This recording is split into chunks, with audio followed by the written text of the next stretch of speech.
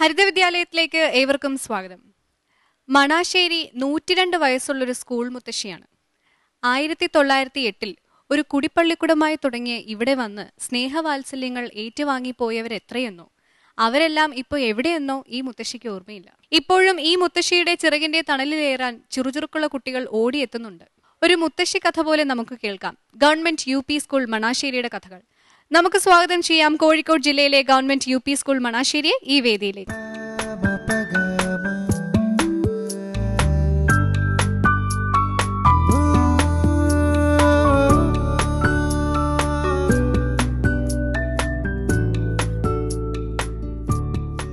ഇനി മണാശ്ശേരി സ്കൂളിന്റെ ആമുഖ ദൃശ്യങ്ങളിലേക്ക്. സത്യസ്വരൂപമേ വിദ്യാധനം നൽകി അനുഗ്രഹിക്കൂ, സത്യവും ധർമ്മവും നീതിയും കാക്കുന്ന. ഇത് ഞങ്ങളുടെ സ്കൂളാണ്. ഞങ്ങളുടെ സ്കൂളിന്റെ പേര് ഗവൺമെന്റ് UP സ്കൂൾ മണാശ്ശേരി. ഇത് ഞങ്ങളുടെ വിദ്യാലയം മണാശ്ശേരി ഗവൺമെന്റ് UP സ്കൂൾ. പ്രശസ്ത സഞ്ചാര സാഹിത്യകാരൻ SK പൊറ്റക്കാടിന്റെ നാടൻ പ്രേമം എന്ന നോവലിലെ പശ്ചാത്തല ഭൂമിയായ മുക്കത്തിനടുത്താണ് ഈ വിദ്യാലയം സ്ഥിതി ചെയ്യുന്നത്. ഓരോ പൊതുവിദ്യാലയവും കേവലമായ അറിവിന്റെ സംഭരണ വിതരണ കേന്ദ്രങ്ങളല്ല, മറിച്ച് നമ്മുടെ നാടിന്റെ സംസ്കാരത്തെ വളർത്തിയെടുക്കുന്ന ഊർജ സ്രോതസ്സുകളാണ്. ഞങ്ങളുടെ വിദ്യാലയത്തിന്റെ ചരിത്രവും നമ്മോട് പറയുന്നത് ഇത് തന്നെയാണ്.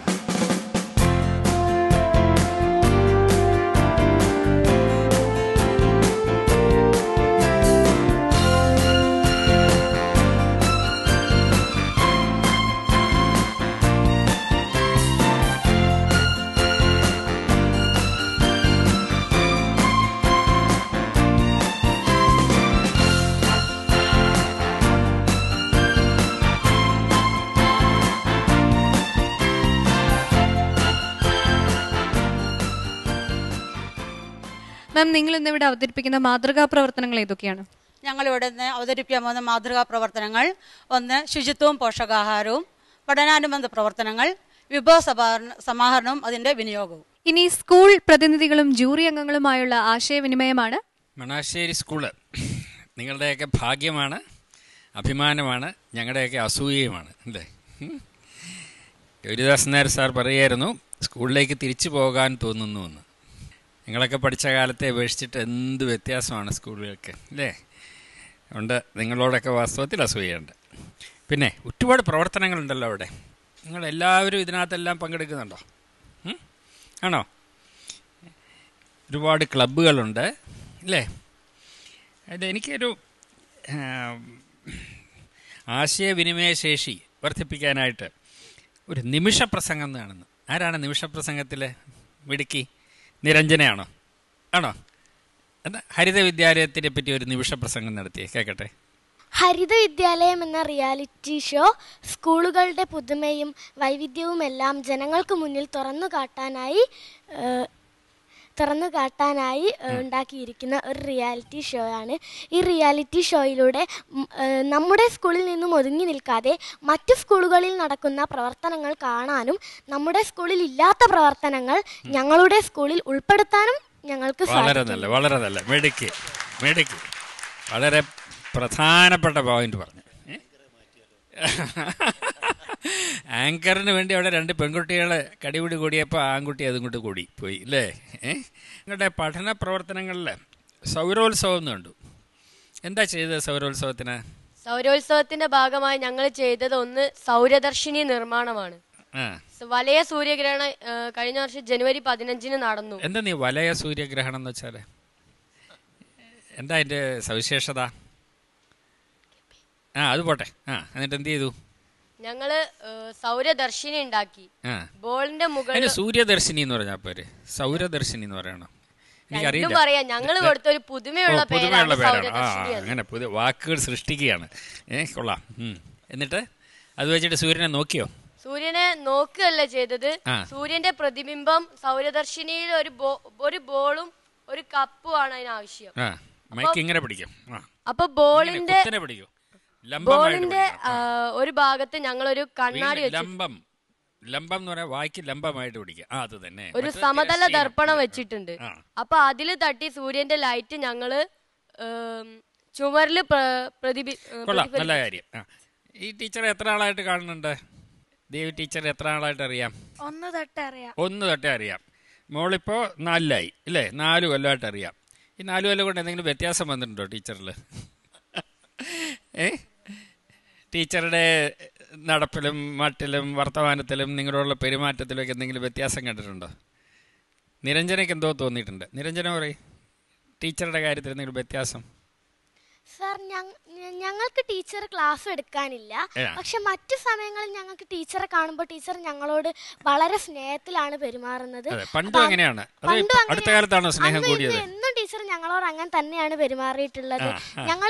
ഞങ്ങളുടെ പഠന പ്രവർത്തനങ്ങൾക്ക് വേണ്ടിയിട്ടുള്ള എന്തെങ്കിലും സംശയം ഉണ്ടെങ്കിൽ ഞങ്ങൾക്ക് ടീച്ചറോട് ചെന്ന് ചോദിക്കാം. അതിനുള്ള സ്വാതന്ത്ര്യം. ആയിക്കോട്ടെ, കൊള്ളാം, നല്ല കാര്യം കേട്ടോ. ടീച്ചറിൽ നിന്ന് ഇപ്പൊ ഒരുപാട് കൂടുതൽ പ്രതീക്ഷിക്കണതിന് കേട്ടോ. ഇപ്പൊ ദേവി ടീച്ചറല്ല, ഡോക്ടർ ദേവി ടീച്ചറാണ് കേട്ടോ. ഈ പ്രാദേശിക വിഭവ സമാഹരണം നന്നായി നടത്തിയിട്ടുണ്ടെന്നാണ് നിങ്ങളുടെ സ്കൂൾ അവകാശപ്പെട്ടിട്ടുള്ളത്. ഒരു ഉദാഹരണം എനിക്ക് പറഞ്ഞു തരാൻ പറ്റുമോ? ഞങ്ങളെ സ്കൂള് ഒരു ഗ്രീൻ ക്യാമ്പസ് ആക്കുന്ന രൂപത്തിലേക്കുള്ള പ്രവർത്തനം ഞങ്ങൾ ഡ്രീം ക്യാമ്പസ് ആക്കുന്നു. എന്തായാലും നേരത്തെ സ്കൂൾ ഉണ്ടായിരുന്നത് ഈ കല്ലുകളും മരങ്ങളും ഈ കുറ്റിച്ചെടികളൊക്കെ നിറഞ്ഞിരുന്ന ഒരു അന്തരീക്ഷത്തിലായിരുന്നു. അതൊക്കെ മാറ്റിയെടുത്തുകൊണ്ട് ഞങ്ങൾ വൃക്ഷത്തൈകൾ വെച്ച് പിടിപ്പിക്കും. ഇത് എന്നെടുത്ത തീരുമാനമാണിത്? ഇത് ഒരു 5-10 വർഷം ആയിട്ട് ഇങ്ങോട്ട് തുടർന്നു. 10 വർഷം. ഈ ഒരു 2008 മുതൽ ആണ് അതിന്റെ പൂർണ്ണതയിലേക്ക് എത്തിയത്. അതിന് മുമ്പേ.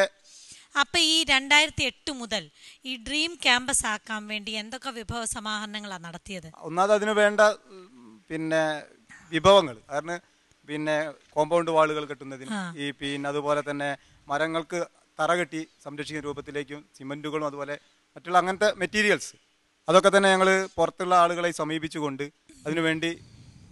പുറത്തുള്ള ആളുകൾ എന്ന് പറഞ്ഞാൽ ആരാണ്? ഈ സ്കൂളിൽ നിന്ന് പൂർവ്വ വിദ്യാർത്ഥികളായി പഠിച്ചു വരുന്നു. ഇപ്പം ഈ പഠിക്കുന്ന കുട്ടികളുടെ രക്ഷാകർത്താക്കളായിട്ടുള്ള ഉയർന്ന മേഖലയിൽ ജോലിയെടുക്കുന്ന ആളുകളെയൊക്കെ സമീപിച്ചുകൊണ്ടാണ് അതിനുവേണ്ടിയുള്ള മാർഗങ്ങൾ ആരംഭിച്ചിട്ടുള്ളത്. അപ്പൊ ഈ ഡ്രീം ക്യാമ്പസ് എന്നുള്ള പ്രോജക്റ്റ് ഏത് ഘട്ടത്തിലാണിപ്പോ? ഇനി എന്തെല്ലാം ചെയ്യാനുണ്ട്? വിഭവ സമാഹരണം എന്തുമാത്രം നടത്തണം എന്നാണ് നിങ്ങളുടെ ഒരു വിലയിരുത്തൽ? ഇനിയിപ്പോ ഞങ്ങൾക്ക് അതിൽ ചെയ്യാനുള്ളത് കുട്ടികൾക്ക് ആവശ്യമായ രൂപത്തിലേക്ക് വെയിലാണല്ലോ വലിയൊരു വിഷയം. അപ്പോൾ അതിന് ചുറ്റുവട്ടം മരങ്ങൾ വെച്ച് പിടിപ്പിച്ചുകൊണ്ട് അതിനൊരു പ്രൊജക്റ്റാണ് ഞങ്ങൾ നടന്നുകൊണ്ടിരിക്കുന്നത്. ഇപ്പൊ നേരത്തെ അടിസ്ഥാന സൗകര്യങ്ങൾ, മൂത്രപ്പുരകളും അതുപോലെയുള്ള സൗകര്യങ്ങൾ കുറച്ചുകൂടെ മെച്ചപ്പെടുത്തേണ്ടതായിട്ടുണ്ട്. അപ്പൊ അതിനുവേണ്ടിയുള്ള ഒരു പ്രവർത്തനത്തിലാണ് ഞങ്ങളുള്ളത്. മുക്കത്തും പരിസരത്തും ഒരുപാട് കലാകാരന്മാർ ഉള്ള സ്ഥലമാണ്. നിരഞ്ജനക്ക് അങ്ങനെയുള്ള ആരെങ്കിലുമൊക്കെ അറിയാമോ? അവിടെ സിനിമയുമായി ബന്ധപ്പെട്ട്, നാടകവുമായി ബന്ധപ്പെട്ട്, എഴുത്തുമായി ബന്ധപ്പെട്ടിട്ടൊക്കെ ഒത്തിരി പേർ ഉണ്ട്. ഒരു മുക്കം ഭാസിയല്ല, മുക്കം ഭാസി എന്ന് ഞാൻ കണ്ടിട്ടില്ല, പറഞ്ഞു കേട്ടിട്ടുണ്ട്. പിന്നെ ചലച്ചിത്ര മേഖലയായിട്ട് ബന്ധപ്പെട്ട ആളുകളുണ്ടല്ലോ. കോഴിക്കോടാണെങ്കിൽ കോഴിക്കോട് അങ്ങ് പോകണ്ട, ഇപ്പൊ നമ്മൾ അവിടെ തന്നെ നിൽക്കുക. ആർക്കറിയാം? സുരാസു ഉണ്ടായിരുന്നു. പിന്നെ കലാമേഖലയിൽ പ്രവർത്തിക്കുന്ന ആർ കെ പൊറ്റശ്ശേരി നാഷണൽ അവാർഡൊക്കെ കിട്ടിയിട്ടുള്ള അധ്യാപകൻ. ഇനിയും സിനിമയായിട്ട് ബന്ധപ്പെട്ട വളരെ പ്രശസ്തമായ ടി വി ചന്ദ്രൻ്റെയൊക്കെ പല പടങ്ങളും പ്രൊഡ്യൂസ് ചെയ്യുകയും അഭിനയിക്കുകയും ഒക്കെ ചെയ്തിട്ടുള്ള ഒരാൾ. അദ്ദേഹം ഇന്ന് നമ്മളെ കൂടെ ഇല്ല. സലാം കാരശ്ശേരി. പിന്നെ സലാം കാരശ്ശേരി. പിന്നെ നിങ്ങളുടെ സ്ഥലത്തിന്റെ പേരുമായിട്ട് ബന്ധപ്പെട്ട് തന്നെ സിനിമാ മേഖലയിൽ ഉണ്ടായിരുന്ന ഒരാളുണ്ട്, അറിയാവോ? അധ്യാപകന്മാർ ഓർക്കുന്നുണ്ടോ? നിങ്ങളോട് ചോദിക്കുമ്പോൾ അങ്ങനെയല്ലേ പറയാൻ പറ്റുള്ളൂ. സിനിമയുമായി ബന്ധപ്പെട്ട് നിർമ്മിക്കുന്ന ഗോപി മണാശ്ശേരി. പിന്നെ ഉണ്ടല്ലോ എമ്മങ്കാരശ്ശേരി ഇല്ലേ? ഉണ്ട്. ഹമീദ് ചന്ദമംഗലൂർ അതിനടുത്തല്ലേ? ഹമീദ് ചന്ദമംഗലൂർ എഴുത്തുകാരൻ. ഇനിയും ഉണ്ട്. ഏതായാലും നിങ്ങൾ അവിടെ പോയിട്ട് ഈ കുട്ടികൾക്ക് അതിന്റെ ഒരു വിവരം ശേഖരിച്ചിട്ട് ഒരു ചാർട്ട് ഉണ്ടാക്കിയിട്ട് പരിസരത്തുള്ള കലാകാരന്മാരെ മനസ്സിലാക്കാനുള്ള ഒരു സൗകര്യം. ശുചിത്വ സേന ഉണ്ടോ സ്കൂളില്? സ്കൂളുണ്ട്. ഉണ്ട്. എന്തൊക്കെ? നിരഞ്ജന അതിൽ അംഗമാണോ? ഞാൻ അതിൽ അംഗമല്ല. അതെന്താ? അത് ഇത്രയും മിടുക്കിയായ ഒരു കുട്ടിയെ എങ്ങനെയാണ് ആ സേനയുടെ സേനാധിപതിയാക്കേണ്ടതല്ലേ? അത് എല്ലാ കുട്ടികൾക്കും എന്തെങ്കിലും ഒരു ഇതിൽ കിട്ടണമല്ലോ. അപ്പം ഞാൻ ക്ലാസ് ലീഡർ എന്നതിൽ നിൽക്കുന്നുണ്ട്. അപ്പം അത് കൂടാതെ ഉള്ള 2 കുട്ടികളെയാണ് ശുചിത്വ സേനയിലേക്ക്. അവരെന്താ ചെയ്യുന്നത് അവിടെ? അവരവിടെ എല്ലാ കുട്ടികളും ക്ലീനിങ്ങിൽ പങ്കാളിയാകുന്നുണ്ട്. ആ കൂട്ടത്തിൽ ശുചിത്വ സേനയ്ക്ക് കൂടുതൽ ഉത്തരവാദിത്വമുണ്ട്. സ്കൂളും പരിസരവും. കൂടുതൽ ഉത്തരവാദിത്തങ്ങൾ എന്തൊക്കെയാണ്? കൂടുതൽ ഉത്തരവാദിത്തം സ്കൂളും പരിസരവും വൃത്തിയാക്കി നോക്കുക, പിന്നെ ക്ലാസ് ശുചിത്വം, പിന്നെ വ്യക്തി ശുചിത്വത്തിനായിട്ടുള്ള കാര്യങ്ങളൊക്കെ അവർ പരിശോധിക്കാറുണ്ട്. ഈ ടോയ്ലറ്റുകളൊന്നും ആവശ്യത്തിനില്ല എന്ന് പറയുന്നുണ്ടല്ലോ, കുട്ടികൾക്ക് ആനുപാതികമായി ഇല്ല എന്നുള്ളത്. ഞങ്ങളുടെ സ്കൂളിൽ 398 ആൺകുട്ടികളും 350 പെൺകുട്ടികളാണുള്ളത്. ഇപ്പോഴത്തെ സർക്കാരിൻ്റെ ഇത് പ്രകാരം 40 കുട്ടികൾക്കൊരു യൂറിനിൽ 25 കുട്ടികൾക്കൊരു ടോയ്ലറ്റ് എന്ന രീതിയിലാണ്. സ്ഥലപരിമിതി മൂലം ഞങ്ങൾക്ക് അത്രയും ടോയ്ലറ്റ് നിർമ്മിക്കാൻ ഇതുവരെ കഴിഞ്ഞിട്ടില്ല. 4550 പുസ്തകങ്ങൾ അല്ലേ? 4505 പുസ്തകങ്ങൾ. ഈ പുസ്തകങ്ങളുടെ വിതരണം എങ്ങനെ നടക്കുന്നെന്ന് നോക്കിയപ്പോൾ കുട്ടികളുടെ നേതൃത്വത്തിലാണ്, അധ്യാപകർക്ക് യാതൊരു പങ്കാളിത്തവും ഇല്ല എന്നുള്ള നോ എന്ന് എഴുതി വെച്ചിട്ടുണ്ട്. കുട്ടികൾ മാത്രമാണ് അതെല്ലാം ചെയ്യുക. അധ്യാപകരുടെ നേതൃത്വത്തിൽ കുട്ടികളാണ് ചെയ്യുന്നത്. എങ്കിലും കുട്ടികളുടെ ഉത്തരവാദിത്വത്തിലാണ് അത് ചെയ്യുന്നത്. കുട്ടികളുടെ ഉത്തരവാദിത്തത്തിലാണ് ചെയ്യുന്നത്. അത് വളരെ നന്നായിട്ട് അവർ ചെയ്യുന്നുണ്ട് എന്ന് തോന്നി. ഇംഗ്ലീഷിൽ വായിക്കുന്ന ആരെങ്കിലും ഉണ്ടോ? ഉണ്ട്. ഇംഗ്ലീഷിൽ നിങ്ങൾ എങ്ങനെയാണ് വായിക്കാൻ പഠിപ്പിച്ചത് നിരഞ്ജന? ഞങ്ങളുടെ റീഡിംഗ് കോർണറിലുള്ള പുസ്തകങ്ങൾ ഞങ്ങളുടെ സ്റ്റാൻഡേർഡിനനുസരിച്ചുള്ള അതിനെക്കൊണ്ട് ഞങ്ങളത് വായിക്കുമ്പോൾ എല്ലാ വാക്കുകളും മനസ്സിലാവാറുണ്ടോ? വാക്കുകൾ മനസ്സിലായിട്ടില്ലെങ്കിൽ ഞങ്ങൾക്ക് അത് നോക്കാനായിട്ട് ഇംഗ്ലീഷ് ഡിക്ഷണറി ഉണ്ട്. എന്നിട്ട് എന്ത് ചെയ്യും? ഓരോ തവണയും ഡിക്ഷണറി നോക്കി വാക്ക് നോക്കി വായിക്കുമോ? അങ്ങനെയാണോ? ഓരോ തവണയില്ല, ഞങ്ങൾ ഞങ്ങളുടെ കഴിവിൻ്റെ പരമാവധി ശ്രമിക്കും. എന്നിട്ടും കഴിഞ്ഞിട്ടില്ലെങ്കിൽ ഓക്കെ. നിങ്ങൾ വാക്കുകൾ തേടി ഡിക്ഷണറി നോക്കരുത്. വാക്കുകൾക്ക് നിങ്ങളെ വേണമെങ്കിൽ നിങ്ങളെ നോക്കി വാക്ക് വരും കേട്ടോ. അതുകൊണ്ട് അടുത്തോളം ഡിക്ഷണറി എടുക്കണ്ട കേട്ടോ. ഗവൺമെന്റ് UP സ്കൂൾ മണാശ്ശേരിയുടെ ഗ്രേഡ്സ് അറിയാനുള്ള സമയമായി.